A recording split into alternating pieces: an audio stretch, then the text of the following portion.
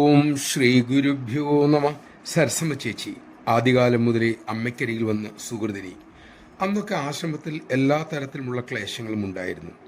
സരസമ്മ ചേച്ചി പായയും മറ്റും നെയ്തു കൊടുത്താണ് ഉപജീവനം നയിച്ചിരുന്നത്.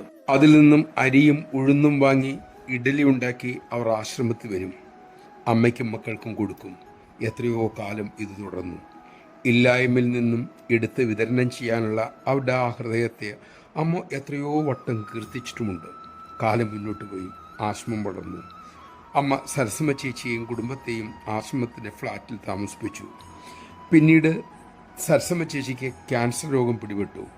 ചികിത്സയ്ക്കുള്ള എല്ലാ ഏർപ്പാടുകളും അമ്മ ചെയ്തു. സരസമ്മ ചേച്ചി അമ്മയുടെ പാദത്തിൽ ലയിച്ചതിനു ശേഷം ഭർത്താവിൻ്റെയും മക്കളുടെയും കാര്യം ജഗദീശ്വരി ഏറ്റെടുക്കുകയും ചെയ്തു. അവരുടെ വിദ്യാഭ്യാസവും വിവാഹവും അമ്മ തന്നെ നടത്തി കൊടുത്തു. ഒരിക്കലെങ്കിലും ജീവിതത്തിൽ ഒരാളുടെ സേവ സ്വീകരിച്ചിട്ടുണ്ടെങ്കിൽ എങ്ങനെ അതിനോട് കൃതജ്ഞയുള്ളവരായിരിക്കണം നമ്മൾ എന്ന് അമ്മ ഇതിലൂടെ വിശദീകരിക്കുകയായിരുന്നു. അമ്മയുടെ മക്കളെല്ലാം നന്ദിയുടെ പ്രതീകങ്ങളായി കാണാൻ അമ്മ ആഗ്രഹിക്കുന്നുമുണ്ട്. ഇക്കാര്യം അമ്മ തുറന്നു പറഞ്ഞിട്ടുമുണ്ട്. നമഃശിവായ. നാം ചെയ്യുന്ന ഒരു നന്മയുടെ ഫലം തലമുറകൾക്ക് അനുഗ്രഹമായി മാറുന്നു. സഹായം സ്വീകരിച്ചും കൊടുത്തും മാത്രമേ നമുക്ക് ഈ മനുഷ്യജന്മം ജീവിച്ചു തീർക്കാനാവൂ. ഇവിടത്തെ ഓരോ വസ്തുവിനോടും ഓരോ നിമിഷത്തിലും നാം കടപ്പെട്ടിരിക്കുകയാണ്.